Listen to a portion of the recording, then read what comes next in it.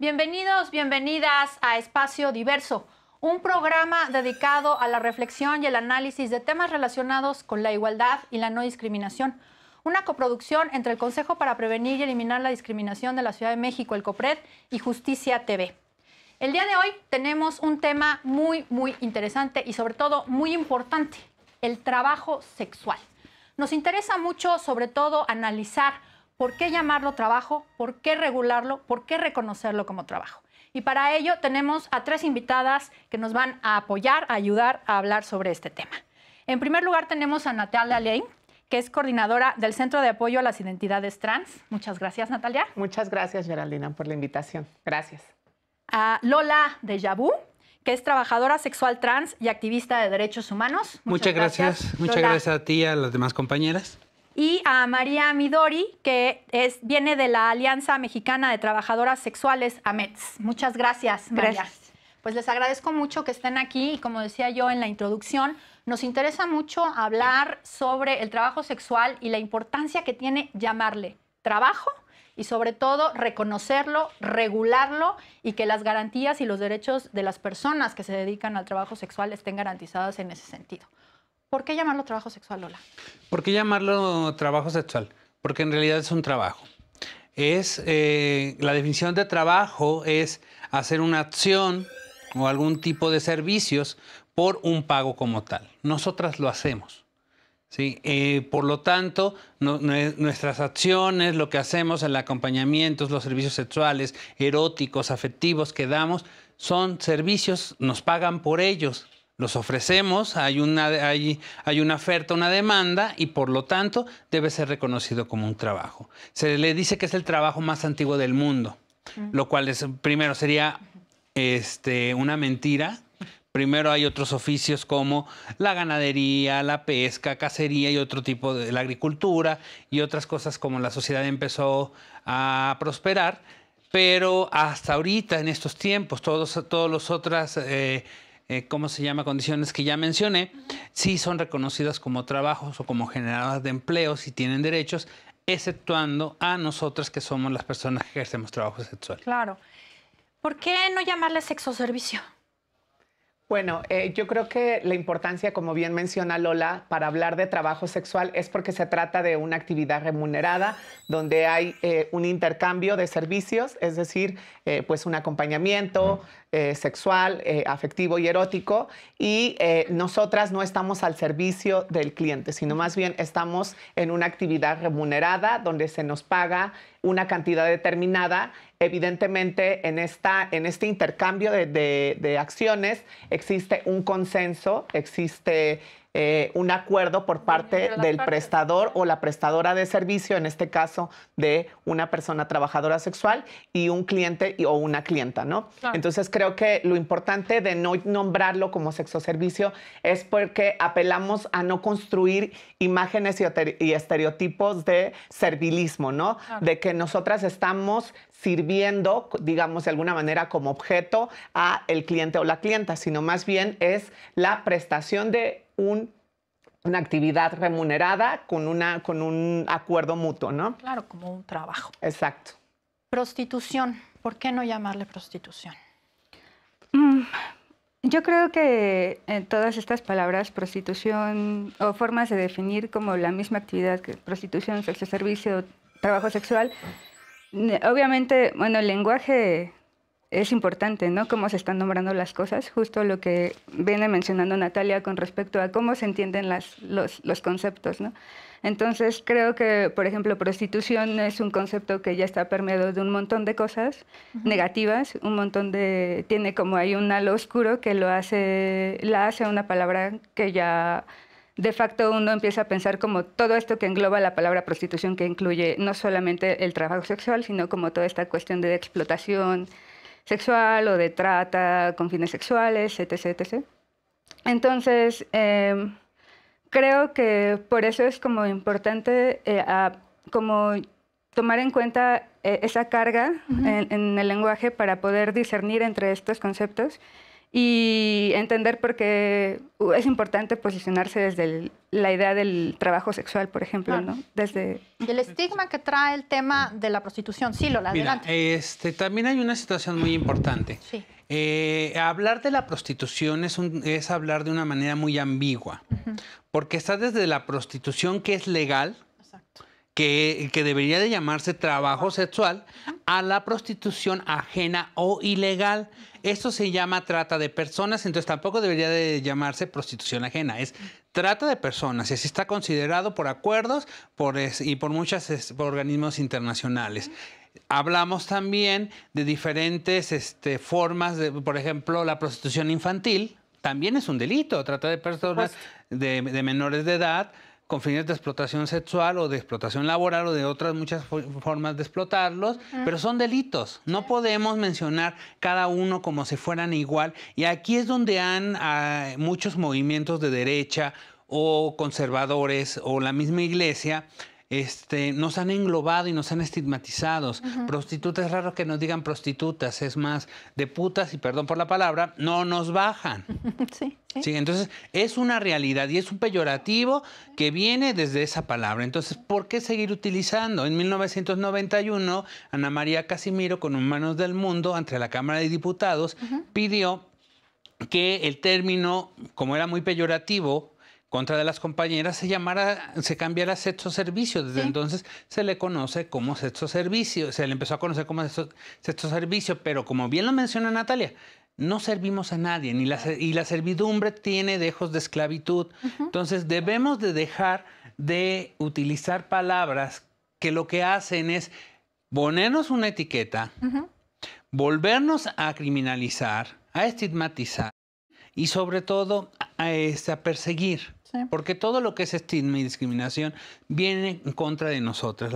Y las personas trabajadoras sexuales, háblese de hombres o mujeres, de mujeres cis o mujeres trans, mujeres de cualquier diversidad, siempre vamos a ser las más golpeadas y violentadas. Puede haber muchos casos mediáticos de feminicidios, pero por las compañeras que han sido asesinadas, solamente nosotras hablamos. Sí. Nadie más habla de nosotras. Y por eso es la importancia de tener este programa. Y yo quiero recalcar algo. Cuando hablamos de trabajo sexual, estamos hablando de un trabajo voluntario que están haciendo personas mayores de edad por decisión propia, por decisión voluntaria, por una decisión libre. Y eso es lo que lo distingue, justamente como decía Lola hace un momento, de los delitos de trata, en donde siempre va a haber un tema de menores de edad, o sea, no hay menores de edad que realizan trabajo sexual, y mujeres u hombres que son obligadas a prostituirse. Y en este sentido es donde se utiliza la palabra prostitución, ¿no? Justamente, y este es el objetivo también de llamarle trabajo sexual, para dividir de manera muy clara y muy tajante lo que es un delito y lo que es una práctica voluntaria y libre. Pero aparte, Geraldina, hay que decir una cosa, la prostitución no nada más se da en la calle, en la vía pública. Hay muchas plataformas en las que se da, y no me refiero al trabajo sexual, porque también tenemos muchas plataformas, y creo que mis compañeros van a dar un poco más en ello, porque aunque no trabajamos en las mismas organizaciones, trabajamos en conjunto como población clave que somos y como población en grupo que deberíamos ser considerada de atención prioritaria en la Ciudad de México, y nos dejaron fuera de la Constitución. Este estigma y discriminación permeó hasta estos momentos que ni siquiera nos tomaron en cuenta para la Constitución. A lo que iba en esta cuestión de la prostitución es que, por ejemplo, ¿cuánta gente no vemos que cambia de partido? Y están prostituyendo sus ideales. ¿Cuánta gente no se vende por un puesto político, por un puesto en una empresa? Por muchas cosas. Entonces, ahí eso sí es prostitución. Sí. Porque nosotras, en cualquier momento, bien lo dijo Natalia, es un trabajo, es un servicio, y también es un contrato verbal que se puede acabar en cualquier momento. Si tú le dices, si no te parece lo que el cliente te está pidiendo y le dices, ¿sabes qué? No, aquí te devuelvo tu dinero o la parte que te corresponde porque yo cumplí con mi parte, y se acaba el contrato. Claro. Sí. Yo creo, adelante, Natalia. en ese sentido, que Hay dos aspectos muy importantes que yo retomo de las compañeras, que uno tiene que ver con la carga moral que se tiene cuando hablamos de prostitución, ¿no? En la mayoría de los casos, cuando se habla de prostitución, se está hablando de trabajo sexual libre, autónomo e independiente. Pero como justo lo comentaron, muchas veces se confunde con la trata de personas o la trata de personas menores de edad, que responde a una estructura de violencia que constantemente está explotando, no solamente de manera sexual, sino también de manera laboral y de otras formas a las personas, ¿no? Y en el caso de la carga legal, que me parece que es muy importante empezar a descriminalizar el término de trabajo sexual, porque muchas veces se piensa en el trabajo sexual como esta parte, digamos, en clandestinidad, ilegal, que tiene una carga negativa, por supuesto, y que también constantemente estamos siendo víctimas de abusos y violaciones a nuestros derechos humanos por parte no solamente de los elementos policíacos, ¿no?, sino también por parte de ciudadanía en general o incluso de las propias instituciones de impartición de justicia. Claro, sí, por supuesto. Y tiene importancia esto sobre todo porque, ya como decía Lola, no quedó el trabajo sexual en la Constitución. No obstante, el trabajo sexual no es ilegal. Entonces, en la medida en la que la Constitución protege el derecho al trabajo y no se pone a nombrar qué trabajos están protegidos, pues necesariamente está protegido el trabajo sexual en la Ciudad de México. Claro, hubiera sido deseable que entraran las trabajadoras y los trabajadores sexuales en el capítulo de grupos de atención prioritaria, por supuesto que sí. No quedaron, pero ahora el tema está en exigir el reconocimiento del trabajo como un trabajo, digamos, con todos sus derechos y con todas sus obligaciones. María, ¿querías decir algo? No, estoy escuchando, todo bien. Mira, creo que acabas de tocar un tema muy importante. Empezar a legislar y a reconocerlo, porque aunque aquí en la Ciudad de México ya hay un amparo que nos dieron, que se ganó gracias a una organización, bueno, a varias organizaciones civiles, entre ellas Brigada Callejera, Ángeles en Busca de Libertad, hay que reconocer a quienes nos ayudaron, impulsaron este amparo, y que gracias a este amparo se dio la resolución de reconocer el trabajo sexual como un trabajo no asalariado. Aún así, en estos tiempos ha habido, todavía a mediados de del año pasado, hubo una propuesta de ley dentro de la Ley de Justicia Cívica para criminalizarnos, para que la gente que ejerciera el trabajo sexual fuera detenida con unas multas que iban desde 700 pesos hasta más de 5,000 pesos, dependiendo de la delegación donde estuvieras o de lo que los jueces consideran, simplemente por el hecho de utilizar tu cuerpo como herramienta de trabajo. Sí. Porque, espérame, bueno, habla. No, justamente lo que nos comenta Lola es muy importante, porque cuando hablamos de criminalización, no solamente se está criminalizando a las compañeras y compañeros que ejercemos el trabajo sexual, sino también se está criminalizando a los clientes, a quienes adquieren estos servicios, y también a las intermediarias e intermediarios, es decir, a las personas que rentan habitaciones de hotel o que tienen algún espacio dedicado al trabajo sexual, que si bien es importante, como lo menciona Lola, responder a todos estos agentes de explotación, a todos estos aspectos de explotación, donde muchas personas se ven obligadas a tener que realizar una actividad sexual por un beneficio de un tercero, es muy importante también reconocer que en el trabajo sexual también hay un espacio laboral muy importante, ¿no? Claro. Entonces, con la iniciativa presentada el año pasado, lo que se vulnera es también el derecho al trabajo que tenemos todos los ciudadanos y todas las ciudadanas en este país. Pero aparte de eso, yo creo que la Constitución es muy clara en eso. La Carta de Derechos dice, tenemos derechos sexuales y derechos reproductivos. ¿Sí? Si dentro de los derechos sexuales yo quiero utilizar mi cuerpo como herramienta de trabajo, es mi derecho. También tengo el derecho a la autodeterminación, a que yo elija mi trabajo, a que se me respete y se me proteja por el Estado, por el trabajo que yo elegí. Pero aparte, tengo el derecho a desarrollar mi personalidad. Yo, por ejemplo, Lola de Yabú como tal, si yo no hubiera ejercido trabajo sexual, que te voy a decir una cosa, aquí también entramos de repentes a ambigüedades o a necesidades que esperemos que en un momento acaben. Yo, por ejemplo, empecé a ejercerlo a los 15 años. ¿Y por qué te lo menciono? Porque hace rato tú lo dijiste. no, según la definición, no debe ser considerado como trabajo.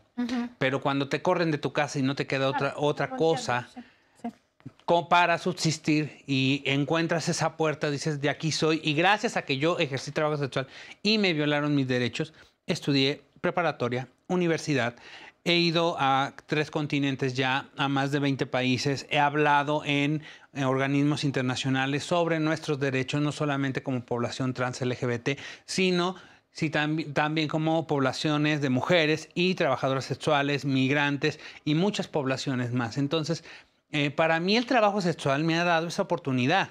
Como dice Natalia, es un campo muy abierto que la gente todavía lo ve con doble moral.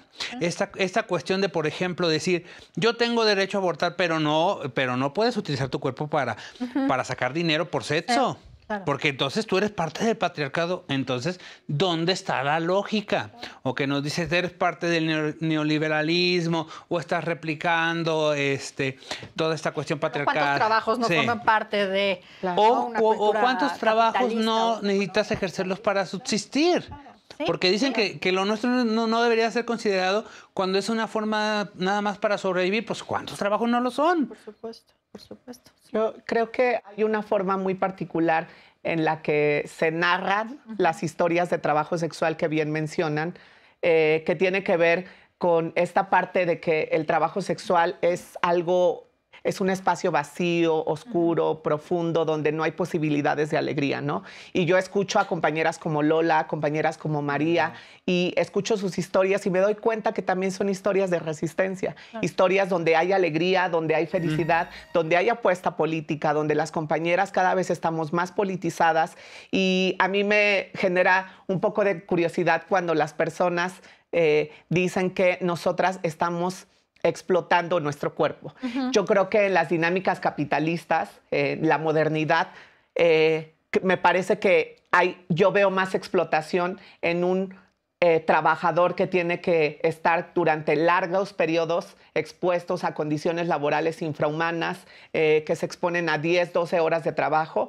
Eso para mí, bajo estas dinámicas capitalistas, me parece mucho más explotativo que hablar de aquellas compañeras y compañeros que por decisión libre, autónoma e independiente decidimos ejercer el trabajo sexual. Creo que las historias que conllevan al trabajo sexual también se tienen que ver desde otra perspectiva, que no tiene que ser la lacrimógena, la amarillista y la triste. También hay posibilidades de alegría en el trabajo sexual y yo lo veo con mis compañeros. Y de gozarlo. Y de gozarlo, y claro, y del disfrute y del placer de nuestra propia sexualidad. Por supuesto. Tenemos que hacer una pausa y ahorita regresamos a conversar sobre todo esto. Muy bien. Muchas gracias. No le cambien.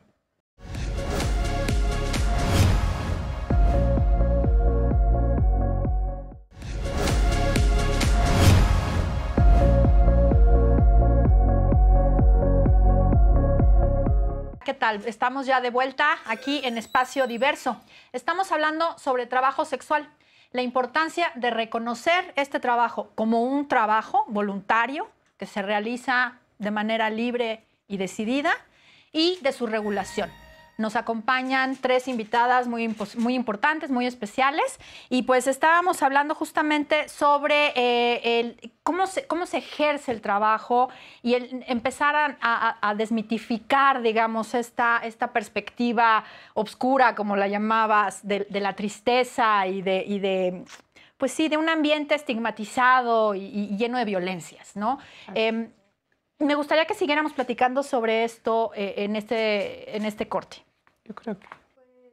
Mira, ahora que estaban hablando de esto, justo lo que estaba diciendo Natalia, de cómo alrededor del trabajo sexual se crean como un montón de imaginarios muy oscuros, estaba justo pensando cómo fue que yo llegué al trabajo sexual, y la verdad es que yo llegué de la forma en la que conseguí muchos otros trabajos, ¿no? Cuando yo empecé, todavía no entraba en vigor la Ley General de Trata. De hecho, cuando entró en vigor esa ley fue de las primeras veces que yo percibí como una política pública impactaba en mi vida.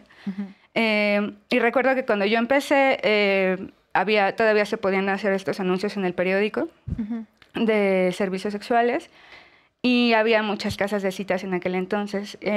Vi un anuncio, vi que decía que solicitaban chicas, yo tenía 19 años, y llamé por teléfono. Y así, tal, o sea, fue como súper normal. O sea, me contestó una mujer, me preguntó que si ya había trabajado de esto antes.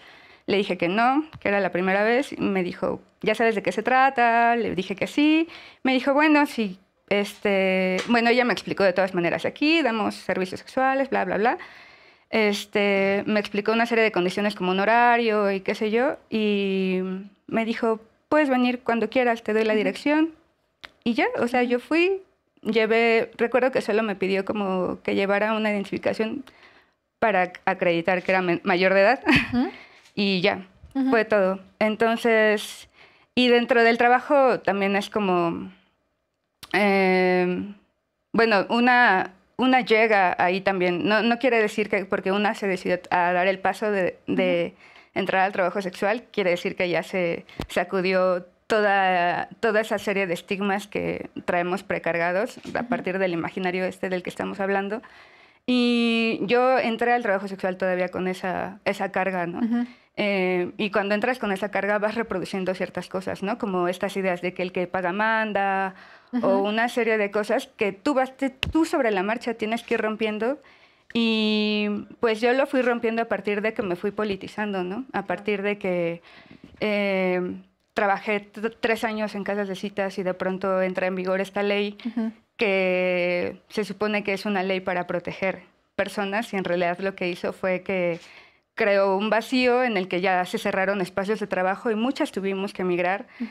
Muchas migraron algunas fueron a las calles, algunas otras se fueron a internet, sí.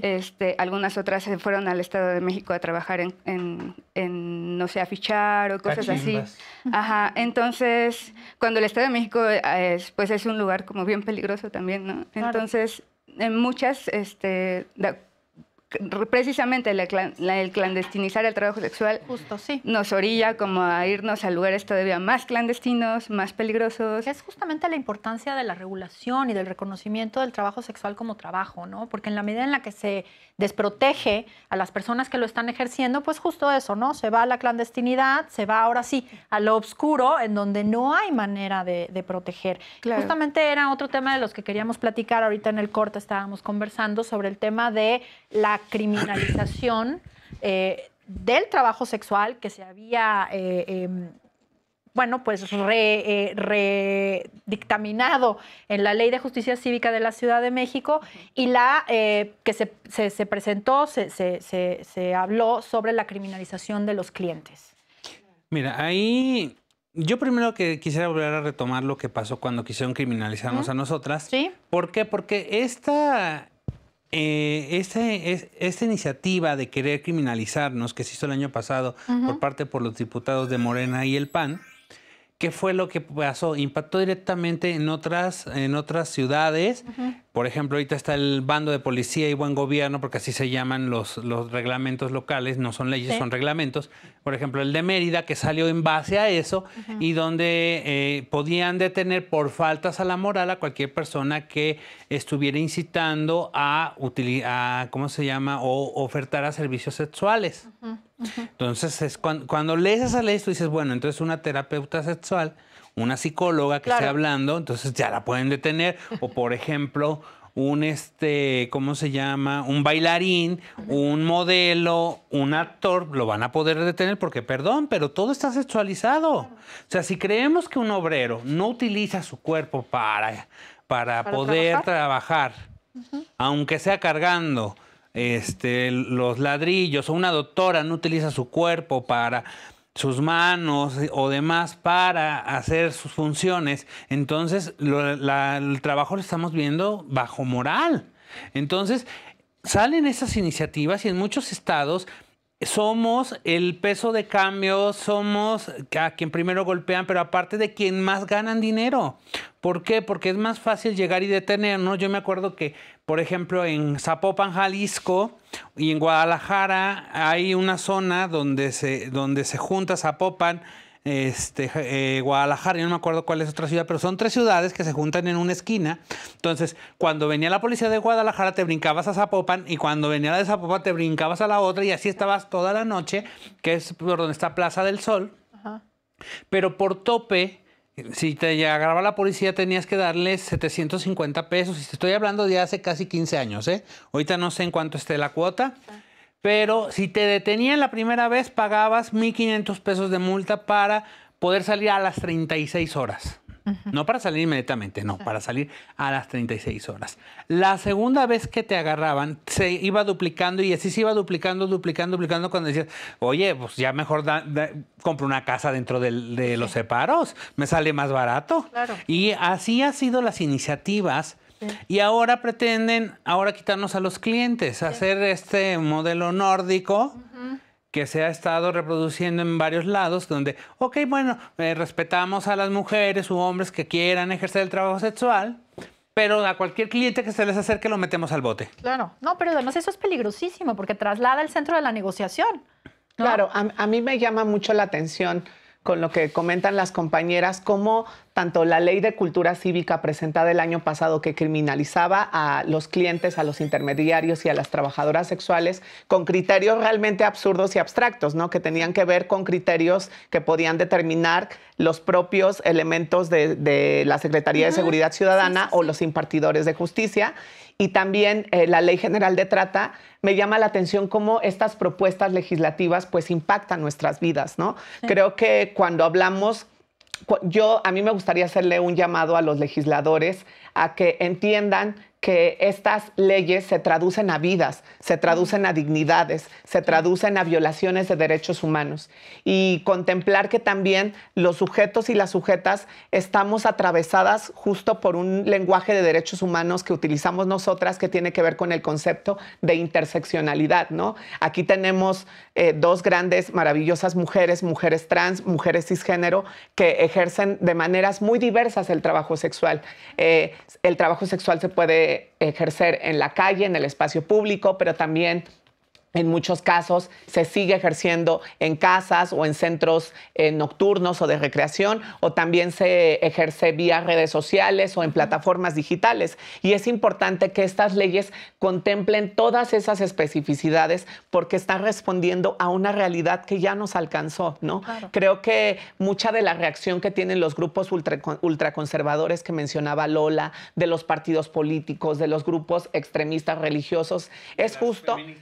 Y justo de los feminismos y de las pseudofeministas abolicionistas que hablan de prohibicionismo, tiene que ver justo con no contemplar y no mirar las diferentes realidades que vivimos las personas y todas las personas, ¿no? ¿Qué pasa cuando una mujer trans como yo, que vive en la ciudad, ejerce el trabajo sexual en la calle, o cuando una compañera como María está ejerciendo el trabajo sexual por vía redes sociales o vía webcam, o la compañera Lola ejerce el trabajo sexual en su casa o en algún otro espacio? Es reconocer que todos y todas las ciudadanas están teniendo condiciones laborales precarizadas en este caso, ¿no? Y es precarizadas y aparte criminalizadas en la clandestinidad. Entonces es importante que estas propuestas legislativas justo contemple nuestras voces. Y hace rato hablábamos de que nada sin nosotras, nada sin las trabajadoras sexuales. Cuando se presente una iniciativa, se tiene que contemplar a las y los trabajadores sexuales. Sí, sí, por supuesto. Y es muy importante eso que decías hace un momento. Me gustaría retomarlo,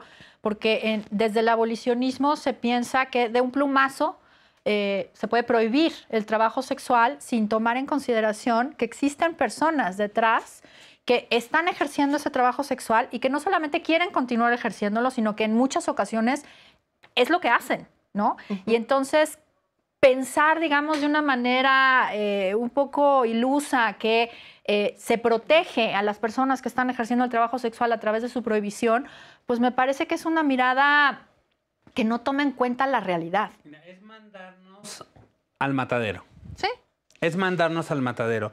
Nosotras de repente no vamos a eventos feministas porque te encuentras a estas abolicionistas o TERF o la verdad, como dijo la compañera, pseudofeministas, porque yo no sé, yo no tendría la soberbia para hablar por el derecho de las demás personas.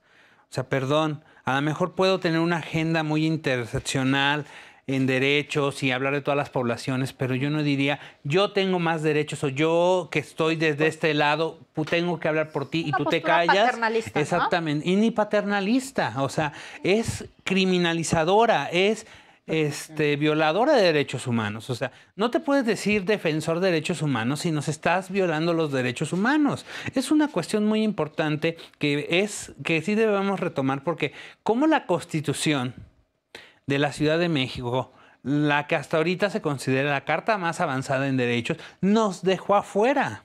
Gracias a estos grupos conservadores y a este tipo de movimientos. Cuando somos y hemos estado aquí, hemos estado trabajando, las personas que hacemos trabajo sexual, estamos aquí desde antes que cualquiera de estas personas estudiara, tuviera un puesto. Es más, desde que se crearan las leyes, siempre hemos estado nosotras trabajando, sobreviviendo, y seguiremos haciéndolo porque somos personas revolucionarias. A lo mejor ya no nosotras, tampoco somos eternas. Claro. ¿Sí? Y aparte no nos reproducimos. Importante, ningún legislador es hijo nuestro. Es verdad. Y yo agregaría a lo que comenta la compañera Lola sobre esta remembranza histórica. Hay que recordar que el movimiento por la defensa de los derechos humanos de las personas LGBT lo iniciaron dos compañeras transexuales, migrantes, trabajadoras sexuales. Marsha B. Johnson y Silvia Rivera en Stonewall, en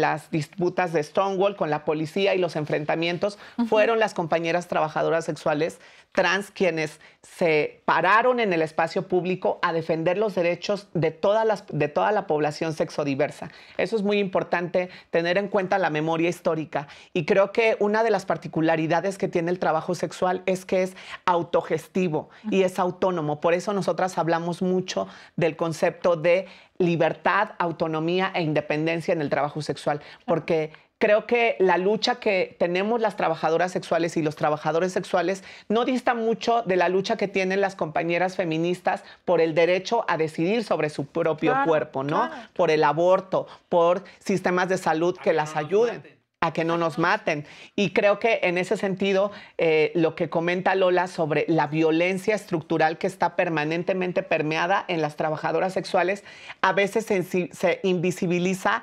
¿Por qué? Porque cuando una mujer trabajadora sexual es asesinada en una habitación de hotel, cuando una mujer trabajadora sexual es violada, es torturada, es golpeada, jamás se contempla eso como un feminicidio o como violencia de género. Claro. Creemos que las trabajadoras sexuales, que la violencia a las trabajadoras sexuales es nula o que es baja en relación a la violencia que puede sufrir una ama de casa, una estudiante universitaria. Creo que justo en esta época y justo en este momento en el que estamos hablando sobre el derecho que tenemos las mujeres de vivir sin violencia, también tendríamos que contemplar a las mujeres que ejercemos el trabajo sexual. Claro. Porque además se piensa que nosotras recibimos todo ese tipo de agresiones porque ejercemos el trabajo sexual. Exacto. Y en realidad pasa porque somos mujeres. Claro. No tiene que ver lo otro, ¿no? Sí, por supuesto. Y que además se entiende, digamos, como parte del prejuicio, del estigma, claro, que está justificado. Porque son trabajadoras sexuales, se puede hacer lo que sea con sus cuerpos. Los mismos movimientos que han querido salvarnos, porque dicen que nos quieren salvar. Sí. ¿A quién salvan? Sí. O sea, no entiendo esa parte, pero esos movimientos que nos han querido salvar nos han cosificado. Gracias a esos movimientos nos ven como vaginas caminando, anos caminando, bocas caminando, manos caminando, pechos caminando, y no nos ven como sujetas de derecho. Con autonomía. Y con autonomía, exactamente. ¿Sí? Piensan que solamente dedicamos a servirle el placer sexual de las demás personas. Disculpen. ¿Cómo pueden hablar de eso si nunca lo han ejercido? Cuando se paren en una esquina y empiecen a ejercerlo y vean todo lo que podemos hacer sin necesidad de una penetración, sin necesidad muchas veces de una masturbación o un sexo oral, entonces entenderán por qué nuestro trabajo sí es un trabajo. Y de hecho, el sentido social que menciona Lola es muy importante porque particularmente hablando sobre mi experiencia en el trabajo sexual, yo les puedo decir que he tenido la posibilidad de conocer a muchos hombres y mujeres realmente valiosos. Creo que hay ciudadanos y ciudadanas que son personas éticas, que son personas responsables, con las que llegamos a un acuerdo consensuado, donde sí, por supuesto, hay dinero de por medio, pero también hay un acompañamiento. Y creo que a veces también, como lo menciona Lola y María, nosotras también a veces fungimos como trabajadoras sociales, ¿no? Porque también estamos con esta función social de que las personas que se acercan a nosotras a adquirir nuestros servicios también se sientan acompañadas, apapachadas, que se sientan escuchadas, ¿no? Creo que también es entender que el trabajo sexual no solamente estamos hablando de genitales o estamos hablando de sexo, sino que también estamos hablando de relaciones afectivas y algo que nos compete a todas y todos de relaciones humanas, ¿no? Sí, muy importante. Me gustaría que ahorita, después de este corte, platicáramos sobre todo cómo impactan los temas de seguridad, de justicia, de salud. No le cambien.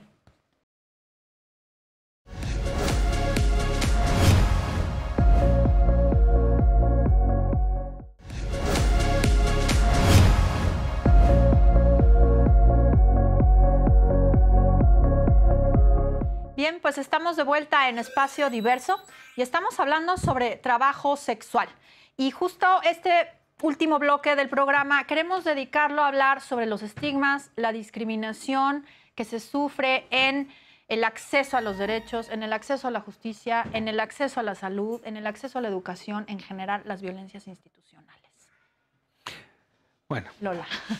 yo empezaría rápidamente.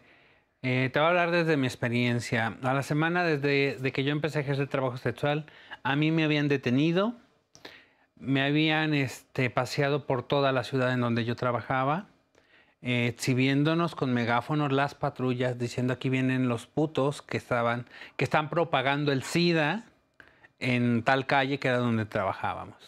Después de eso nos metieron antes de meternos a barandillas o a las celdas que tiene la institución policíaca, nos violaban entre todos los policías, te pasaban a lo que sería aquí el torito, allá son las borrachas, te volvían a violar la gente que estaba detenida. En el caso de la ciudad donde yo trabajaba, estaba junto al penal, entonces los mismos policías te llevaban y te vendían con los que estaban adentro. Y eso era simplemente para darte una lección, porque ejercías el trabajo sexual.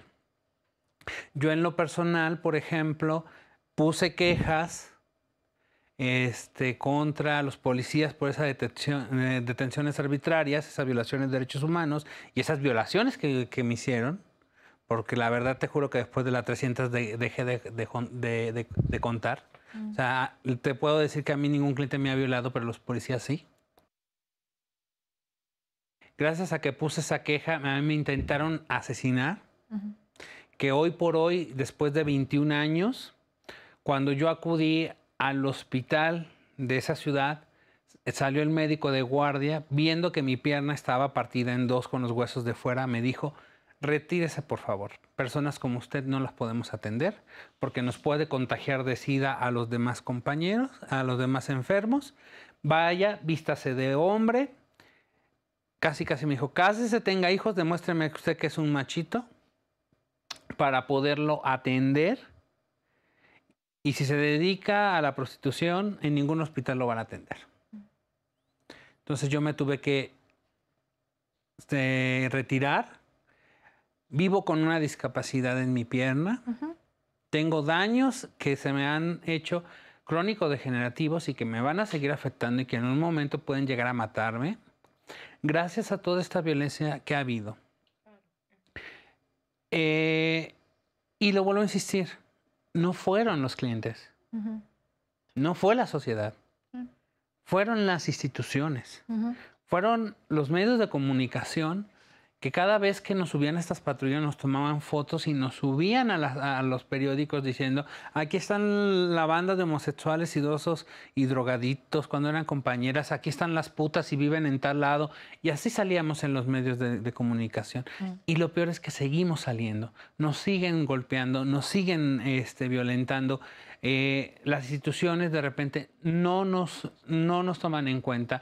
Pues podemos tener muchas reuniones, y creo que también ahorita Natalia puede hablar muy bien de eso, por ejemplo, de los asesinatos de nuestra compañera Paola y Alessa Flores, que hoy por hoy siguen sin ser detenidos los asesinos. Es más, los soltaron.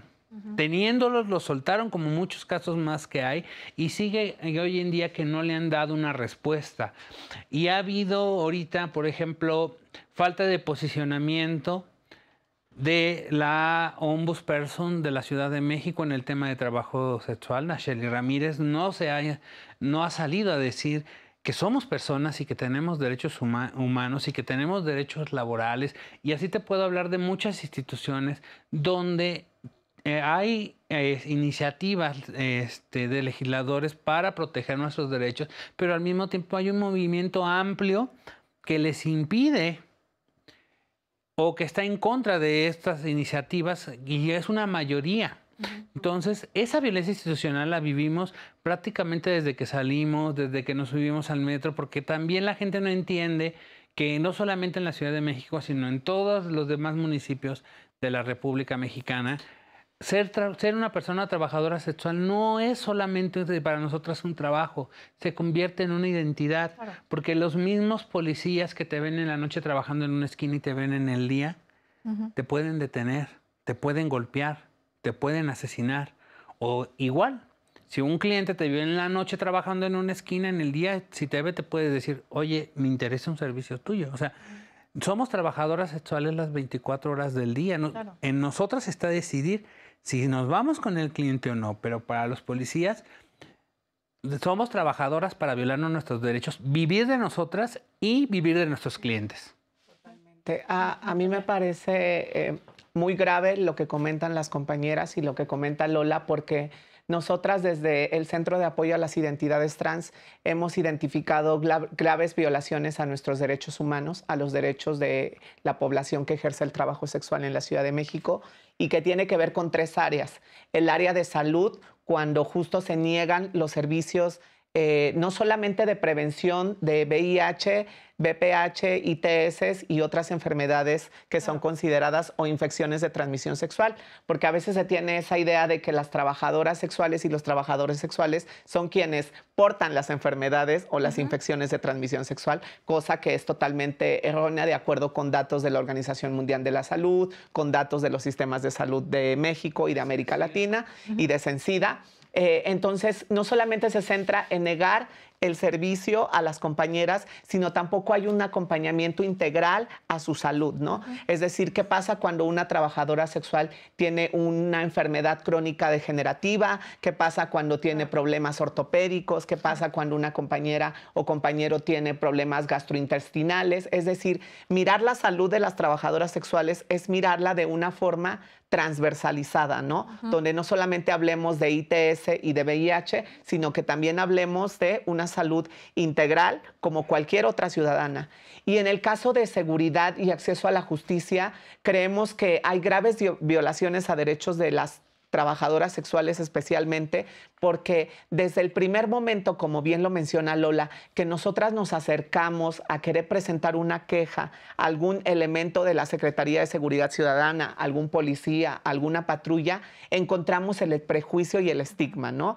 De decir, ¿qué hiciste para que te golpearan? ¿Qué hiciste para que te violaran? ¿Qué hiciste para que te abusaran sexualmente?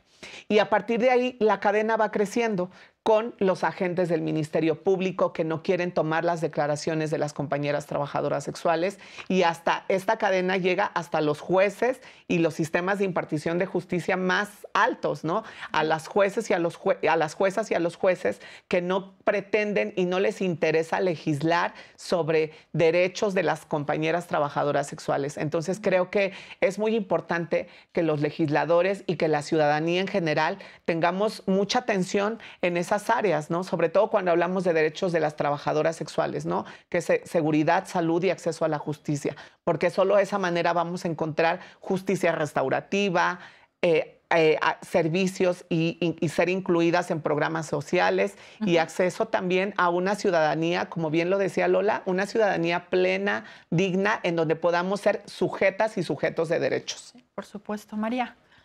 Pues en cuanto a la violencia institucional, Bueno, como te decía hace rato, esta política pública cuando se hizo lo de la Ley General de Trata, pues yo la resentí como muy claramente en el sentido de que yo cuando tenía un año ya trabajando, un mes trabajando en esta casa de citas donde te digo que comencé, llegó un operativo.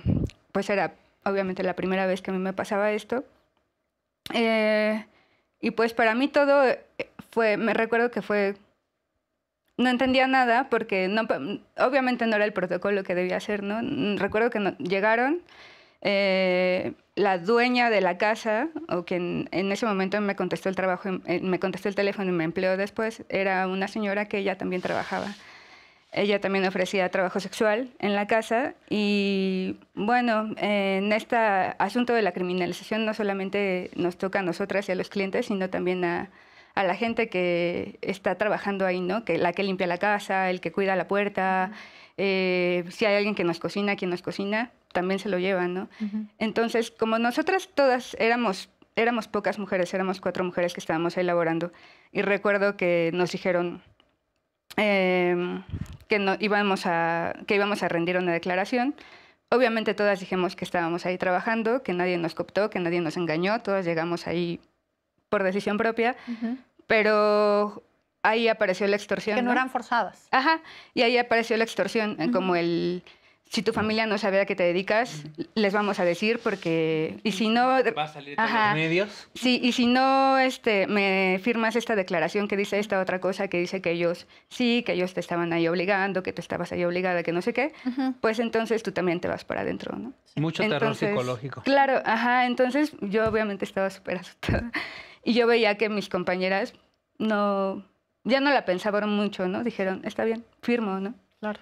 Entonces, y eso eso me pasó varias veces en el trabajo, ¿no? Pero incluso cuando no estás ejerciendo el trabajo sexual también pasan cosas, ¿no? Yo hace 2 años sufrí un intento de violación en un taxi y yo iba regresando de un evento que tenía justo que ver con activismo respecto al trabajo sexual y traía yo unos materiales que venían ahí, pues trabajo sexual, ¿no? Y los venía cargando.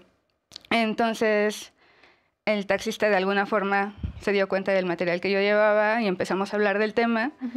Y el asunto es que hubo un momento en el que él intentó hacer algo, se bajó, se orilló y se pasó a la parte de atrás y me atacó. Cuando yo fui a poner la denuncia por lo que pasó, me dijeron que yo explicara cómo habían sido los hechos y yo en algún momento dije que pues veníamos platicando y que yo le venía contando que venía de un evento de esto de trabajo sexual y bla, bla, bla. De culpar. Y ellos lo tomaron como que yo le di como si yo le hubiera dado el consentimiento para que hiciera lo que hizo, ¿no? Entonces, ¿cómo justo el estigma y todo esto, la discriminación y esto, opera hasta cuando ni siquiera estás trabajando, ni siquiera recibiste la agresión trabajando? Y si, por el simple hecho de que digas que eres trabajadora sexual, ya, o sea, todo eso se va replicando, justo. Claro, yo pienso como mucho en el caso que nos compartían María y Lola, en esta parte de la revictimización, que no solamente pasa en los casos que tienen que ver con abuso sexual o incluso feminicidio o violaciones a mujeres, sino también cómo esta revictimización opera siempre en todas aquellas personas que somos víctimas de algún delito, ¿no? A mí me parece muy importante también nombrar que en el caso de las mujeres trans hay un doble estigma y una doble revictimización hacia nosotras, ¿no? Lola mencionaba que en algunos casos las personas que estaban atendiendo su denuncia la estaban tratando en masculino o la malgenerizaban, utilizaban palabras peyorativas como joto, puto, maricón, que son palabras que constantemente tenemos que vivir las personas trans en el espacio público. Creo que si algo hemos tenido que aprender a sobrellevar en nuestra vida las mujeres trans ha sido justamente el tema de la transfobia, del prejuicio, del odio, y me parece que también ahí los medios de comunicación tienen una responsabilidad social muy importante.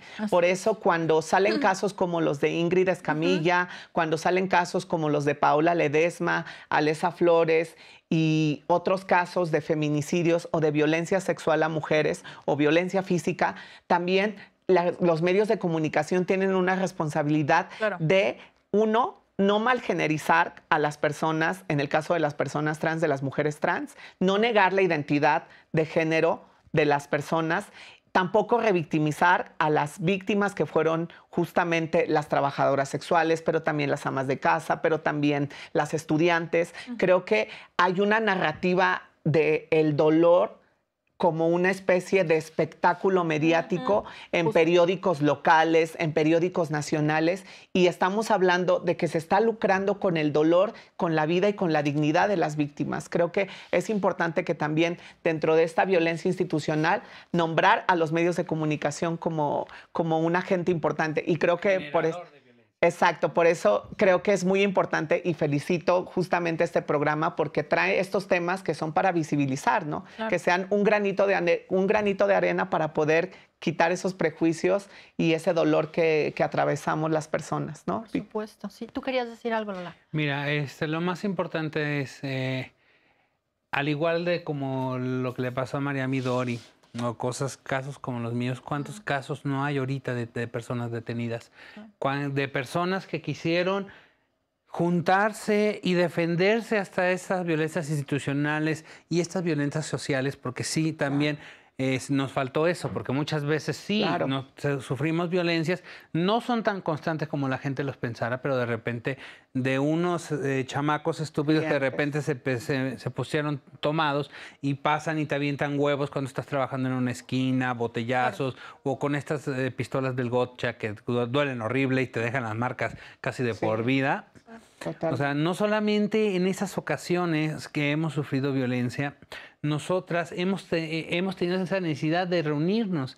Y cuando realmente empezamos a reunirnos y sabes que prefiero contratar a alguien que me traslade de aquí al hotel y yo le voy a pagar o todas les vamos a pagar para que lo tengamos como chofer ya autorizado y que él nos tiene que defender o contratar a alguien que nos defienda, por ejemplo, sabes que no me quiere pagar o ya quiere hacer otras cosas que yo no quiero, entonces deténlo o llama a la patrulla. Es ahí cuando dicen, trata de personas. Sí. Claro. ¿Sabes qué? Tú estabas al frente de esas mujeres, las tenías trabajando y ya firmaron todas en contra tuya y tú eres la tratante mayor, tú eres la lady, tú eres la madrota. Sí. Y hay casos así. Sí. Hay casos así actualmente que tenemos gente detenida. Yo tengo a una pareja de una chica trans que era herrero en un hotel cuando llegó el operativo y según ellos hubo trata de personas. Entonces él, por haber estado ejerciendo su trabajo de herrería en el hotel, fue detenido y todavía eso te estoy hablando de 2016. Y es fecha que todavía está detenido por trata de personas. U otros casos, como el de Alejandra Gil, donde decían, ha tenido, que era la madrota de Sullivan, ha detenido más de 4,000 mujeres y solamente tiene una denuncia. Claro. O sea, es cuando dices, a ver, ¿dónde está la congruencia? Porque si ella las violentaba y demás, ¿y por qué la mayoría de las chicas siguen trabajando y siguen ellas? Ahora sí, lo difícil ha sido tener que contratar ellas personalmente a cada una de los taxis o de la gente que los cuida para poder sobrevivir. Entonces, hay que tener cuidado con la ley de trata de personas porque se hizo muy ambigua. Hay muchas partes violatorias a derechos humanos, pero sobre todo, ¿cuándo nos preguntaron a nosotras? Se está usando para criminalizar el trabajo sexual, que lo que hay que combatir es la trata de personas. Y no somos parte del problema, ¿eh? No, claro. Pero sí somos parte de la solución. Sí, justo. Claro que sí. Se nos acabó el tiempo. Pero yo quisiera cerrar con una reflexión. La importancia de reconocer el trabajo sexual como trabajo y la importancia de regular el trabajo sexual para justamente quitar estos estigmas, remover las prácticas discriminatorias de las que son. Muchas gracias. Regalo, muchas precisamente gracias. En base a esa frase que estás diciendo. Ahorita me el trabajo sexual es trabajo. El trabajo sexual es trabajo. Tiene que ser regulado.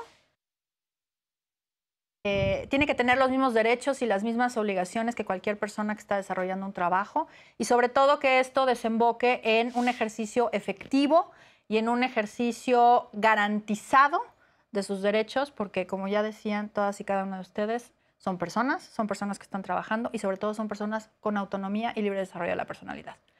Fíjate que a mí me parece muy importante lo que mencionan las compañeras y lo que menciona Geraldina, porque creo que las trabajadoras sexuales somos de esas poblaciones que estamos más organizadas. Creo que nosotras hemos aprendido a generar estrategias de sobrevivencia, a estrategias de autocuidado y no olvidar que también entre trabajadoras sexuales también hay sororidad, también hay compañerismo y que solamente de esa manera vamos a poder construir, por supuesto, una sociedad más equitativa, más justa, más igualitaria. Por supuesto. Pues muchísimas gracias, María, Lola, Natalia. Gracias Muchas a ti, gracias. Geraldina. Este es Espacio Diverso. Gracias, Nos vemos a la próxima. Gracias.